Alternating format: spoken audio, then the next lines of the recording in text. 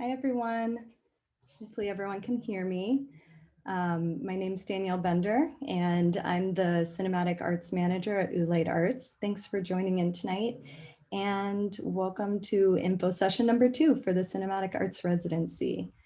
This is our third year offering the Cinematic Arts Residency, and it closes up on February 15th, which is a little under 2 weeks away. So please make sure, if you haven't already started, you can get a draft started and submittable, and we have the link on our website to get your application started. Today, I'm going to be covering a little bit of information about the application and the residency in general for those that might need some clarity. And I'm also going to spend a little bit of time at the end of the presentation speaking with one of our current residents, Edson and his producer, Fabiola Rodriguez. So they'll be joining us after we go through the whole presentation, after I answer some of your questions. And speaking of questions, that's the point of this info session, making sure that you all are clear and we answer everything you might have question-wise about the application. So please make sure to put all of your questions in the Q&A feature, not in the chat. It should be on the bottom bar right where the chat is, but you're going to be using the Q&A. So let's go to our next slide.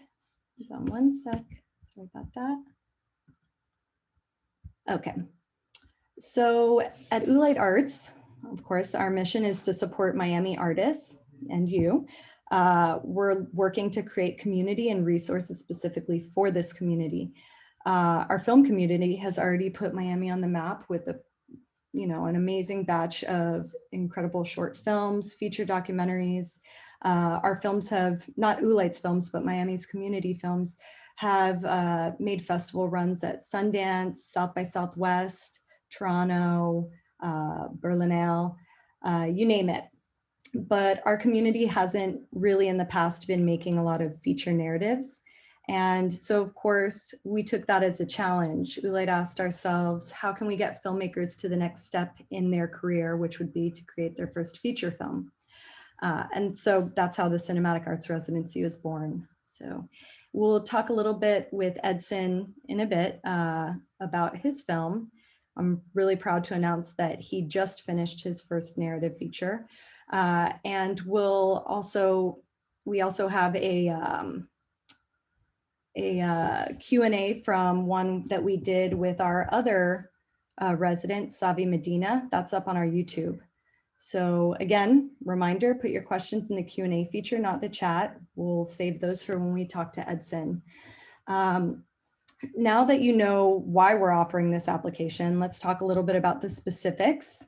Once awarded, our next resident will receive up to $50,000 for the creation of a narrative micro-budget feature. You'll also receive a space in our studio. So you share that studio space with our current residents, and we help fund a producer for your project as well. So 50,000 studio space and a producer. You'll also have access to all of our equipment to check out. So that includes cameras, lighting, sound equipment, all of it. You'll have to use, or you'll get use of Oolite's facilities and of course our staff. So that includes myself, Dennis Scholl, Esther Park, Juan Matos. You have access to all of us. We're really fighting for you and on your team. So you'll have access to our international network of film partners and support for your Miami premiere. So we are committed to a film having a premiere in Miami. So when the time's right, we'll arrange for a 1-week theatrical run at O Cinema. So when you're thinking about the Cinematic Arts Residency, the idea is that you should be able to conceptualize your film, create your film, and premiere your film all in Miami. So it's a homegrown effort. And these are things we're absolutely committed to. As the program begins to develop and grow and our films are continuing to come out, we'll be able to help you with other things too. So it all depends on what you need as an individual filmmaker. I know one of the questions is if you're eligible. So the rules are pretty simple. You have to be over 18. You're a full-time Miami-Dade County resident, and you have to have completed a narrative short in a key creative role. That can be, a key creative role would be director, producer, writer, or an editor. So just make sure you tick off those 3 boxes: Miami-Dade, over the age of 18, and you've already done a narrative film in a key creative role. And then, the other thing I want you to think about is we want our residents to be able to carve out time for development of the film, but the main thing that you're going to be working on in your time at the residency should be centered around your production, your post, and festival strategy. So keep that in mind when you're applying. So I'm going to be putting a couple of links in the chat because for the past couple of months, we've focused a lot of our programming on helping you understand what it's like to make a micro budget narrative film. So I'll put a couple of the recaps so that you're able to access that programming. Earlier in January, we did a screening of Bloody Nose, Empty Pockets. And that was a micro budget film. We did an interview with the two filmmakers, so you can access that right at that link when you want to watch. They had a lot of great tips for making films on a really small budget. And then if you wanted to check out our other info session with resident Savi Medina and his producer, Maria, I'm putting in the link to that YouTube chat there. And two more, I promise. We also, right after this info session, we're going to have a skills workshop with Andrew Hevia. He'll be talking a little bit about making a film on a micro budget. So that's the link if you want to attend. And lastly, I have a couple of spots open for office hours. If anyone's interested in attending, asking questions that you maybe didn't think of during this session, I'm free and available to answer any questions you might have. So I go to my next slide, talk a little bit about the application. Everything's up here that's on the actual application. So you'll want to provide a logline. If you don't know what a logline is, definitely look it up, but it's going to be a 1 to 2 sentence description of your story. Synopsis, give us a brief summary of your film's plot. We want you to tell us your artist statement and tell us where you're going with it, what you're planning on doing with this film. When you're looking at there's a question that says, how will you complete the film with the resources provided?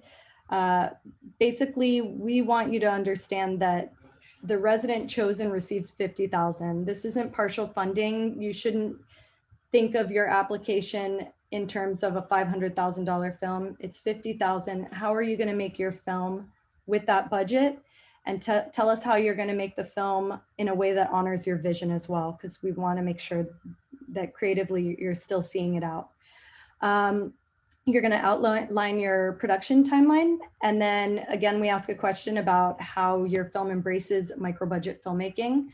Again, check the chat. I did send a link for our session with Andrew at 6 p.m. So if you have any questions about that, he might be able to answer for you.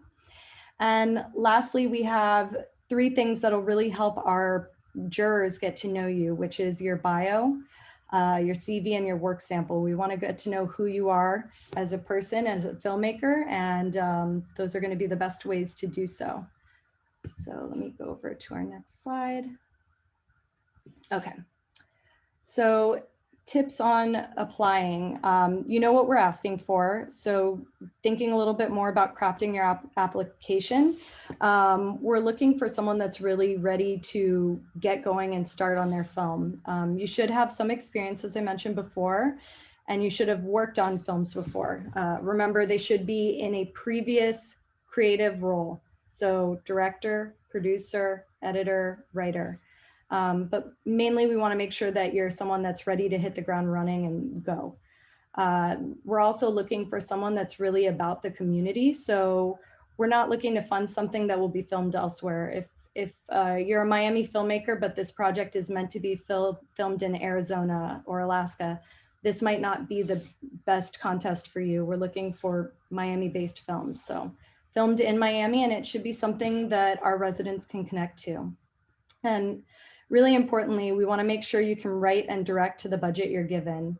I know I mentioned it a second ago, but this isn't an opportunity to put $50,000 towards a larger budget and continue fundraising. The idea is that you make this film with what you have. So with that $50,000, you should show us how you can stay within budget without sacrificing the integrity of your film. I'm going to go to the next slide. So the timeline's also pretty simple. Applications open on February 15th, or I'm sorry, they close on February 15th at 6 p.m. and we're going to announce the winner in late March. And notice I said winner because this year we are only going to be selecting one cinematic art resident. Between February 15th and late March, we'll have an independent jury of experienced micro-budget filmmakers, and they're going to select our 2021 Cinematic Arts resident.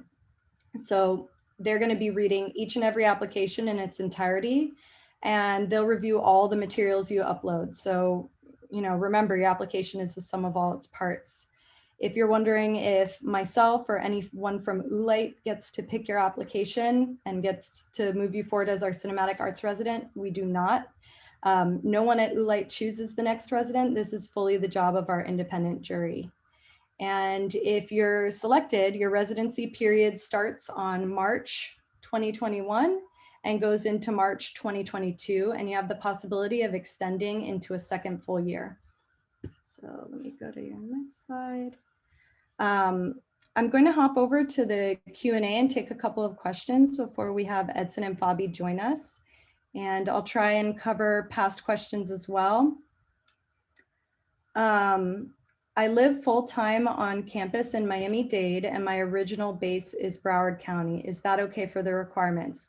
If you're a Miami-Dade, if you're living in Miami-Dade, if you're a filmmaker in Miami-Dade County, you're good to go. The key creative role, is it for long features or could it be for shorts?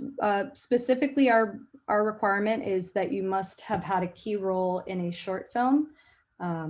If you've done a key role that is not a director role for a feature, that's fine too, but shorts are fine. Amalia is asking, in terms of eligibility, if you've completed a web series rather than a short film, does that count? Also, if you're currently in pre-production for a short film, but have not yet completed. That's a good question, Amalia. I'm not certain. I am going to take down your information and I'm going to follow up with you on that so that I make sure you get answered. Okay, I have another question from Vanny. Will today's info session with Andrew Hevia be on YouTube if folks can't attend the session today at 6? Yes, it will be. So Andrew Hevia is going to be on at 6 p.m. from 6 to 7, but we'll make sure to have that talk up and running probably by tomorrow. And Milady says, would cinematography be considered as a key role? Like I said, the key roles are director, producer, writer, editor. So if you want to expand upon that, send me another question, but it should be one of those 4 roles. Okay, Milan says, I have short films that do not include words, but they do tell complete stories. Would that be acceptable? As long as you have completed a short film before, should be fine. Okay, somebody else had a question about the in progress short. That should be fine. If you have not completed a short before, I believe you have to have it completed. So sorry, I thought you were saying if you're working on one and it's proof of concept, but no, you have to have completed a short in a key creative role. Okay. Looking at one more, somebody's asking how many winners. Again, we're going to be awarding 1 winner this year. And I did get a question from our previous info session that I wanted to cover, just in case anyone else had that question. Somebody asked if you can make a hybrid doc. I want to emphasize again that it's for a micro budget feature narrative. So if you can convince us that it is a micro budget feature narrative, then you're good. And the jurors, not you're good to get the residency, but you're good to apply. And then the jurors will be charged to see who the best person to make the micro budget feature narrative is. And let's see. Okay. I think at this point, I'm going to let people keep rolling in their questions, but I think at this point, I'll have Edson and Fabi turn their camera and mics on to join us.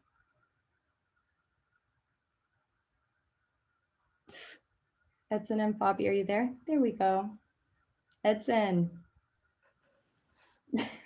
I was chilling. I was chilling a little bit. Yeah, thanks, guys. Welcome. Always great to see your faces. Is this the second or third time we've seen each other this week? Maybe the third. I think it's the third. Yeah, it might be the third time.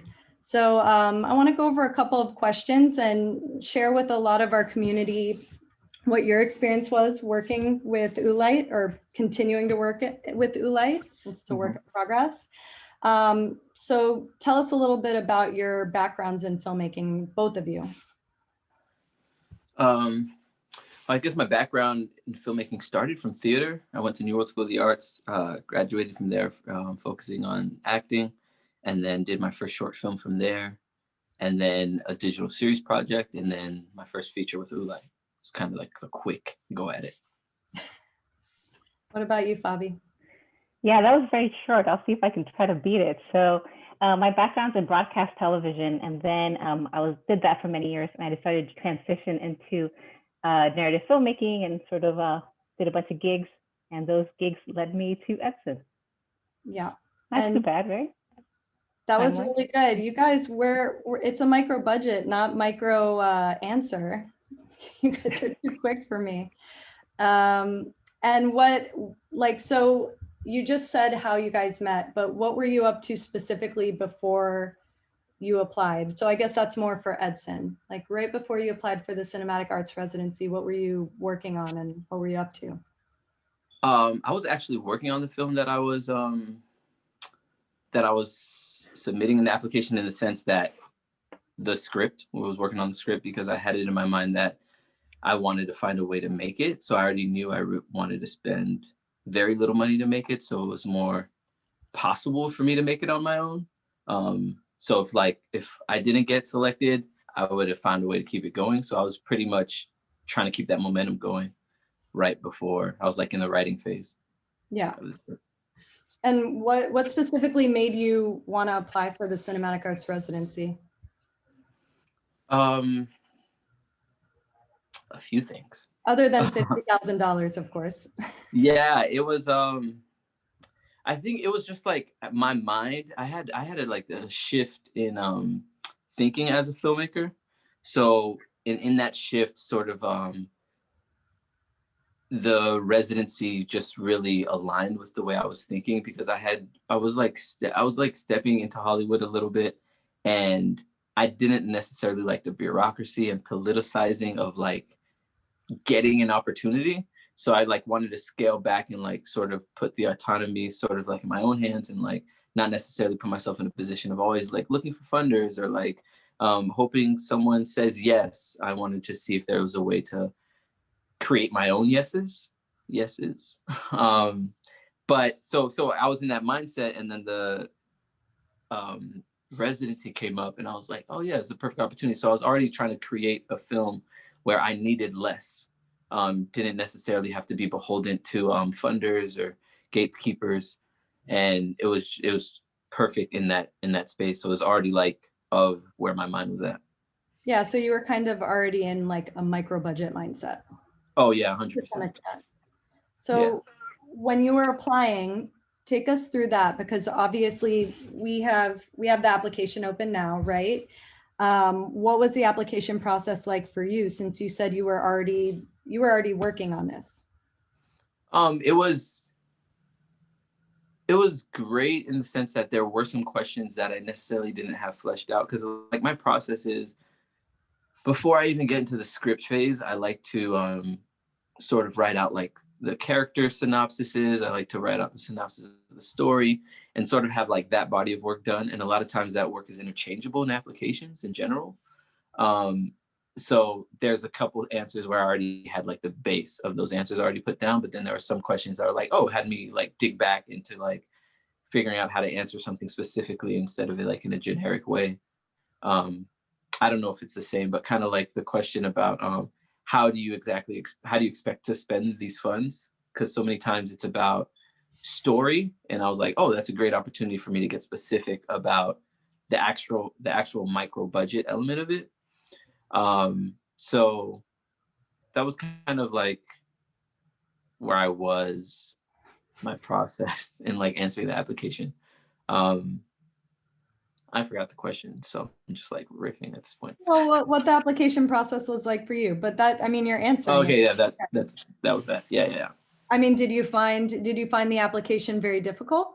Nah, very straightforward. I think every filmmaker, I mean, I was for sure, should be prepared to talk about their narrative, and in the most, it's a esoteric concept, but like in the most concise ways possible. Because I think when we're working on an idea, it's so easy to get like broad strokes and like get into all the themes. But I think it was a great opportunity for me. I think also the character count helped out with this, to just like focus on like the most important part of the narrative.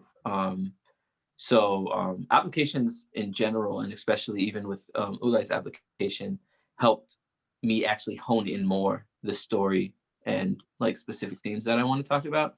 Because it's like, yo, you got to talk about this in this amount of space. And that helped me like sort of weed out the bells and the whistles and all the other things that weren't necessarily like the core of the story. Glad our application process could help. I mean, I Yep. think you know, it's one thing to think about. I brought it up earlier, but our jurors read through every application. They look at, I think a previous info session, someone asked, would their application be thrown out if the person didn't like the story? And obviously the answer is no, because our jurors read through every single application from start to finish, watch all the materials that you upload. So I think it's smart of you to like look at the application and then process, what does this mean for what I'm submitting? I mean, did already tell me a little the status of your idea when you applied. And while I can't really share what your application looked like, I know you decided to upload a work sample. Do you want to tell us a little bit about this? What did that look like and why did you decide to do that? Oh yeah, that was connected to that's actually connected to the application. So like, you know, you're filling out this application and then you're like, oh, a work sample. And I'm like, it I didn't have something, but then I took that opportunity to go shoot something. And to me, in my experience, I think when it has to do with creative things, I just like to sort of point someone in direction creatively and not only lean on like right.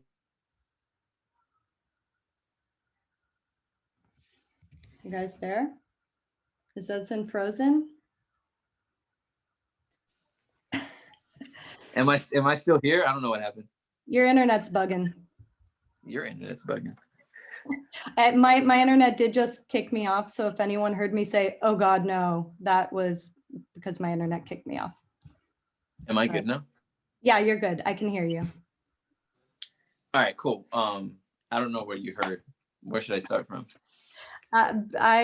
Between me getting kicked off and then you cutting out, the question I was asking, and then I got kicked off right after that, is your work sample and why you decided to submit it and what did it look like? Not what did it actually literally look like, but why did you submit that? Yeah, so the application encouraged me to submit that because I didn't have anything. Like I told you, I was just in the writing phase. And I didn't want to lean on my other work because the idea I had for this was very different than the work I've done before. So I was like, I could lean into like the other work that I have in the body of work and say, hey, I can do things. But I wanted to sort of focus more on the vision that I was like the message I was trying to send in the application. And to me, there's no better way than to actually give some sort of like visual expression of that. Because I find that even if you could be very specific and articulate with writing, people still create the images in their head from what they're picking up off the page. So I wanted to put some of that, some of the control in my hands and be like, all right, let me show you. Like there were no dialogue. It was just, it was like a feeling for the film. I had grabbed an actress and then we ran around and did some things, and it was like a piece that was pretty much a tone piece, but in the tone of the film, having this actress represent like who would be the lead actress in the film. And that doesn't require a lot. I just grabbed like, you know, one person, asked them are they free on the weekend, and we just shot it in a day. And that ended up being the main actress for the film? Yeah, that actually. That worked out. Well, of course, Oolite knows why you won, but if you had to guess, why do you think you won? What was in your application that made the jurors pick you? If I had to guess, it would be the teaser. Because not alone, that would be part of that'd be part of it. Because even in like how quickly we did it, I had a clear vision, and like cutting it was fun. So I think that really helps having a visual. I can't know for sure because I don't know what the other applications had or didn't have. But the other part would be specificity. It's always been like really important for my work. Like I have a clear mission as an artist in general, like all the work that I'm doing. So I was speaking specifically about a specific community in Miami, also one that is generally underrepresented when it comes to media. So I think that helps because it's an opportunity to shed light and give authentic representation. So I think that helped. Yeah, I mean, two things I really think about when I think about your filmmaking and this film in specific, and your application really exemplified micro budget filmmaking. You really went into it, and it also was a uniquely Miami story. So I guess this question is for both of y'all, but thinking about having your micro budget mindset, do you guys plan to continue shooting micro budget films after this is done? Yes. Yes, yes. So we can sort of tell you about the company, a company that Edson has started that I'm happy to have joined. It's called Banify, and Banify is based out of Miami. And basically, the goal of Banify is to create sort of like either low budget or micro budget film, sort of using a model, trying to reinvent the model that's currently used in independent filmmaking, to then be able to create more films that have, protagonists that are people of color, and in particular, Haitian American, Caribbean, and Latina, Latinx communities. So so we're very excited about that. Ludi is technically the very first film under the Banify Films banner. And and we're very excited about that. Congrats, guys. And this again is another question for both of you guys. So Edson, you've won the Cinematic Arts Residency, and we're now about a year, give or take, into the residency. Tell us where you're at in the process and what's coming up. Either one of you, it's fine to answer. What's coming up after? Well, like where y'all at the residency? Because remember, I know exactly where you're at, but maybe our audience, this is the first time they're hearing about your film. You don't have to give too many details, but where are you at in the process? Oh yeah, for sure. This is a great question. So we're actually almost done with the film. We wrap on Friday, like we officially wrap on Friday. So, just to get it ready, originally our plan was never to do the festival run, but now because of sort of things that have happened, we're now we're entering the films into film festivals, seeing where it lands. And sort of on that point, Edson's sort of vision and model was always to then, once the film would be completed, is to take it on a screening tour. But now because of COVID, we sort of have had to hold back on that idea. Or at least we still want to do it, but now it's been delayed because of, the sort of, the circumstances. So now it actually presented us with this window to then be able to do, a virtual festival run in the meanwhile. So we're sort of embracing that, seeing where the film lands, applying to some key festivals, and sort of waiting to hear word. Got it. So staying flexible. Do you have anything to add, Edson, or no? Yeah, news coming on that tomorrow. Got it. Yeah. I'm gonna pop over back and forth between questions for you guys and questions from our audience. So give me 1 second. let's see. Somebody asked, can the money be put towards copywritten music in the short we create together? For the short that we create together. So just making sure that I understand this, any applications are for a narrative feature. So if you're asking if the funds that you're getting, if you apply and are given the residency, the funds would be going towards a feature narrative. And we don't dictate what those funds can go towards. You create a budget and we go over it together. So hope that helps and gives you a little clarity. Next question is, does the film have to have a Miami theme or can it be set in Miami and be more universal? I'm going to answer that, but I'm just curious, Edson, when you submitted your application, did you feel like it had to be Miami themed? That's a tricky question, because so much of what I think, just like mission, right? Mission driven, like my stuff is Miami themed. And I actually think for the way I approach things is I approach things with specificity, because the human experience is universal. So I don't need to think about being universal. I focus on a specific thing. And if I'm focusing on the human experience, then it'll be universal to others. Like our film is very specific to a community, yes, but it has a lot of universal themes, and people who are not Haitian American are very much like drawn and can relate to it. So, Right. but I think Miami's important. If anybody asked me, I'd be like, yo, yeah, it should probably be Miami thing. Just because it's about fostering Miami work. So it makes sense to me if like it's rooted in the cultural nuances of the city. To me, that's the way I approach it. And I think that's a really thoughtful way of putting it, is rooted in the nuances of the city.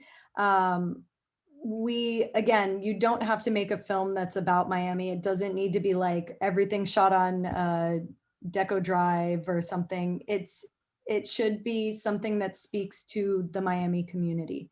And it does need to be filmed in Miami. And my colleague said, it's hard to take the Miami out of a narrative based in Miami. So yes.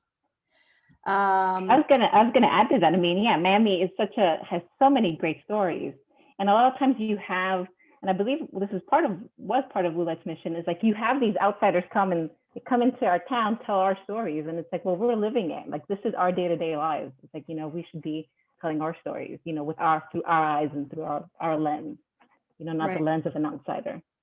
Agreed. And even saying that's part of the mission behind the Cinematic Arts program is really amplifying voices from Miami. So yeah, that's pretty spot on. I have a question from Susan, who asked, can you apply with a joint filmmaker for this, co-writer, director, producer, or must you apply solo? The Cinematic Arts Residency is available to one filmmaker. So it would be for the director of this project. You cannot apply as a consortium, as a group. It has to be one person. So hope that helps. Somebody asked, are we able to reach actors through you all for our production? I'm going to answer that. And then I also kind of want to talk to Edson and Fabi on this. Oolite definitely does have a big role in your project. We meet with the residents, we talk with them, we want to help support and champion your project. But the nitty gritty like that is not something that we're involved in. What did you guys, maybe you want to add to what you feel like Oolite has been able to, support with? Because I listed all the stuff we cover, but maybe there's things that from your perspective are a real asset that I didn't even list. Yeah, I think there's so much. It's pretty incredible. I stepped into this like thinking the 50,000 was a great way to support. I mean, it's that much money. But there's so much that goes along with it that I guess I didn't see, like the space, having that space and office space to work from in the Oolite, on the Oolite grounds. Also, resources, people available, people like you, Esther, Dennis. There's always a space where like, if you want to work in isolation, you have that freedom, but you also have this team to like collaborate with. If there's an idea you're working toward, it's just like an extension of a network. So I think there's so much beyond the initial sort of like grant money. And those are a few examples of it. I think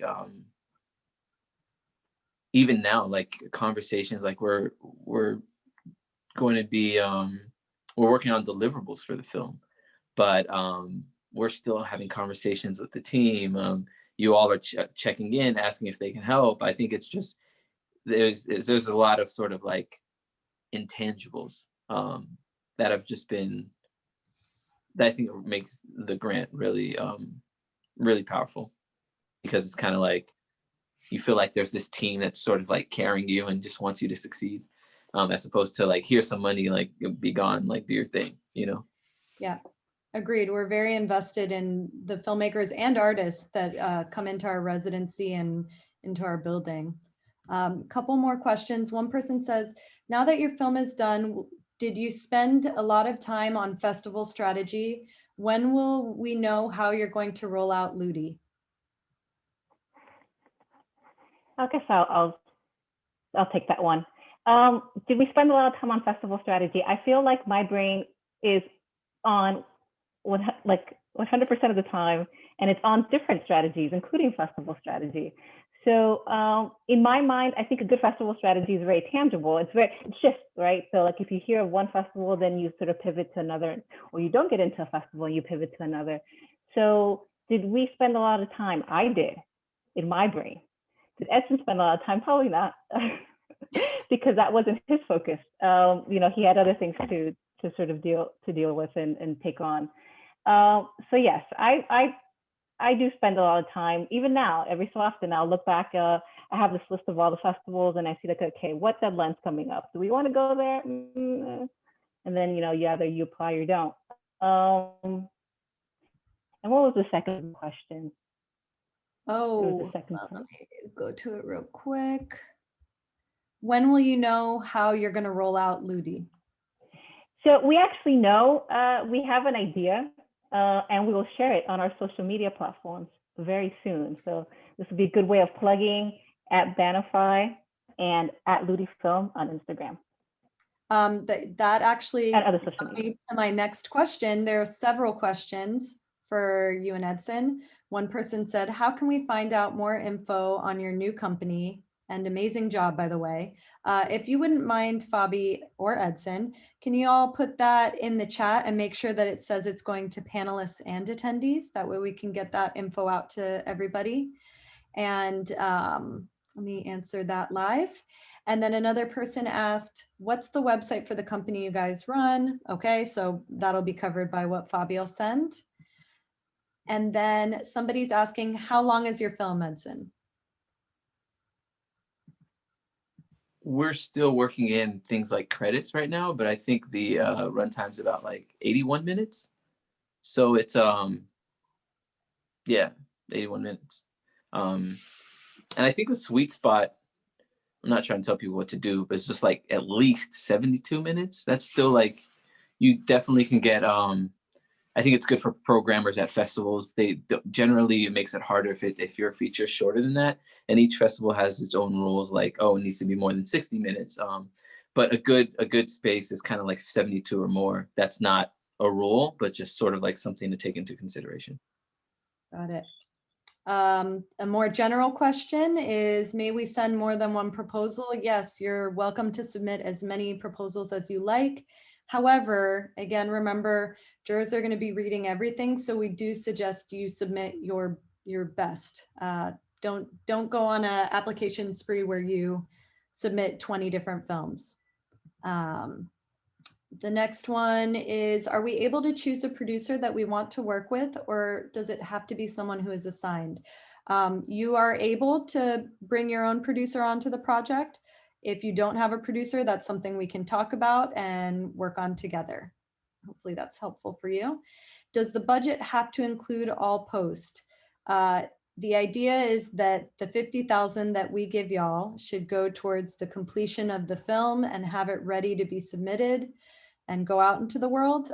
So however you work that budget, that's up to you as long as a completed project results. Do you guys have any thoughts on that or? Yeah, I think it's definitely doable. In my opinion, it's more than enough. However, there are like but correct me if I'm wrong, Danielle. Oolite is okay with in-kind support as long as it's not a monetary. You try to focus it on being in-kind support instead of like thinking about more monetary um, donations. But and there's great programs that can help you in different ways and find different post grants, because post becomes expensive. So if you can find an opportunity to get a post grant, that's great. Things like IFP, US in Progress, Which Film Independent. which you all received that in-kind grant towards post, correct? Yeah, we did. And it was for Fabi specifically. What was it for? Because it was not everything. Yeah, it was pretty much like the finishing fund. So the mastering on the video end and some tweaks on the audio end. Got it. I'm going to answer a couple more questions from the chat. To clarify, we have from March 2021 to March 2022 to create our feature. Yes, that is the idea. If they're like Edson and Fabi have already explained, we work together pretty closely. So if there are things that are delaying your project or something that needs to be shot at a certain time, it's something we can talk about together to extend the residency period, but the ideal would be to keep it within that time period. See, are you paying festival fees out of the 50,000? That's a good question. I'm gonna have to, oh man, it's an anonymous attendee. I'm gonna jump in there though. I want to answer this though. Go. I would say so to sort of like Fabi can speak to this, but I'm not this way necessarily, because I believe in like being balanced and not too much to one side. But I was very anti-festival, and because of that, we approached our festival strategy not wanting to pay for any festivals. And you'd be surprised when you engage in conversation with festivals, how many waivers you can get. And I believe this is off the top of my head, but like our ratio on like festivals that we got waivers for were probably like 90% that we asked for, if not more. So like it is something to think about, like definitely strategize and be like, okay, maybe we need to put this money aside for festivals. But you should honestly approach a festival not expecting to pay for one. But it's not guaranteed. Of course, you have to ask. And because you're making a micro budget film, they would understand that. And they'd be open to like hearing you out and like offering a waiver for a festival. Perfect. I do have one more question for y'all. Hansel's asking, your film is 81 minutes approximately, but how many pages did the script have before shooting? I think I had like 80, no, like 70 something pages. I think it was 72. But 72. Yeah, 72 pages. But the script that I wrote is not the film that we filmed. I mean, 100%, because that we discovered new things in filming. And then there was these sort of sequences that came that I actually had to go back once the film was finished and like, okay, now we have to put this in the script so it matches the film that we made. And that was great. Those opportunities when sort of like the art itself is sort of like growing. So it was 72 pages, 72-ish pages. But now it's a little longer, but not that long. I do have two more questions because we're almost to time. As a reminder, at 6 p.m., we're going to be getting started with Andrew Hevia, who's a great friend of Oolite. He'll be leading a skills workshop on how to make a micro budget feature. So I highly recommend attending that at 6 p.m. That's with Andrew Hevia. And so I just want to ask 2 questions before we let y'all run. But what was it like filming during a pandemic? This is new to so many people. What advice do you have for people that are going into this? We kind of got away with it because we filmed right before. Part of it was went in the pandemic, but no, we pretty much, most of principal was like just before the end of January, early February. Things really started closing down in like March, I believe. But we have done some production afterward, and Fabi could speak to that because she's amazing about being responsible and respecting the pandemic, but still producing things. So Fabi, if you want to jump into that. Yeah, I was actually just going to say that that's the number one thing, is just be responsible and be really conscientious of both your health and the health of the crew. Like maybe if you have, like, let's say you have a short or even like a feature, maybe there's a part that, that can be shot later down the road and it's not going to mess continuity too much. Maybe consider moving a scene, later in the day or later in time. Or if you are going to sort of do it, is just maybe you limit the size of your crew, or you do split shifts or something. If you have an idea, I think you can try to be creative as much as possible to be conscientious of everyone's like different health concerns and in different circumstances in their personal lives that they naturally would bring into the production. So yeah, I think just being conscientious will just go a really long way. Great. Thanks, guys. I appreciate y'all coming on today. I know that we haven't gotten much airtime with you all, but now that you're finishing up with your film, I'm sure we'll be seeing a lot more of you. I just want to remind everyone to stay tuned for the next programming with Andrew Hevia. It'll be starting at 6 p.m., so 8 minutes from now. So we're going to close up shop. I also do want to do a quick plug, which I'm going to be putting in our chat.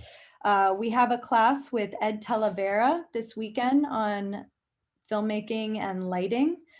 So if you're interested in that at all, please feel free to click the link and sign up for that. And other than that, thank you guys so much for attending. Thank you both for coming and speaking with everyone. And best of luck to everyone applying. Peace out. Thank you for having us. See ya. All right.